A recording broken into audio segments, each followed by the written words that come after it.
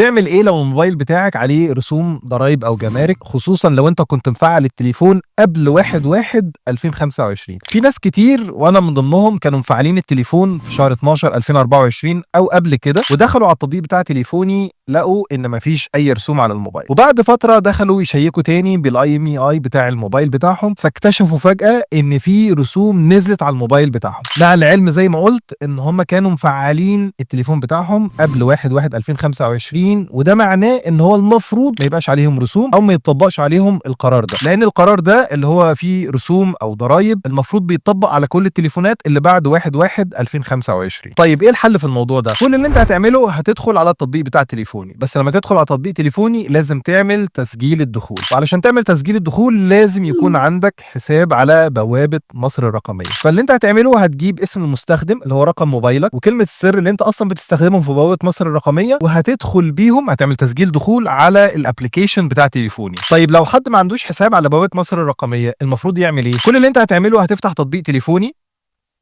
وبعدين تسجيل الدخول، بعدين من هنا نختار الجنسية مصري، بعدين افتح حساب جديد،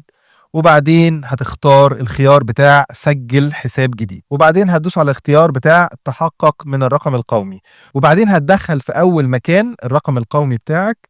وبعدين رقم المصنع، هتكتب هنا الرقم اللي موجود تحت الصورة اللي موجودة في الرقم القومي بتاعك، وفي الخانة اللي بعد كده هتكتب اسم الأم، وفي المكان بتاع رمز التحقق هتكتب الكود اللي ظاهر قدامك ده بالظبط، تكتبه زي ما هو، يعني الحروف الكابيتال تبقى كابيتال زي ما هي، والحروف السمول زي ما هي سمول. هنا هيطلب رقم الموبايل بتاعك، ولازم لما تدخل رقم الموبايل بتاعك يكون الرقم ده مكتوب باسمك، يعني ما ينفعش أي رقم وخلاص. بعد كده هيجي لك كود تأكيد على الموبايل عشان يتأكد انك حطيت رقم الموبايل صح، وبعدين تدوس على تحقق. وهنا آخر حاجة هيطلب منك انك تحط كلمة السر بتاعتك والايميل بتاعك، وبالشكل ده يبقى انت عملت حساب على بوابة مصر الرقمية. ودلوقتي هنعمل تسجيل دخول باسم المستخدم اللي هو رقم الموبايل بتاعي وكلمة السر اللي احنا لسه عاملينهم دلوقتي، وبعدين هندوس على استعلام عن جهاز، وهنا هتكتب رقم الاي ام اي اي بتاع الموبايل بتاعك. وللي مش عارف الاي ام اي اي ده بيجي منين، كل اللي انت هتعمله هتطلب نجمة شباك 06 شباك من الموبايل بتاعك، هيجيب لك رقم الاي ام اي اي بتاع الموبايل بتاعك، وبعد كده تكتب رقم الاي ام اي اي بتاع الموبايل بتاعك هنا، وبعد كده تدوس على التالي. في حالة انك لقيت رسوم على الموبايل بتاعك زي الموبايل بتاعي كده، كل اللي انت هتعمله هتروح تقدم شكوى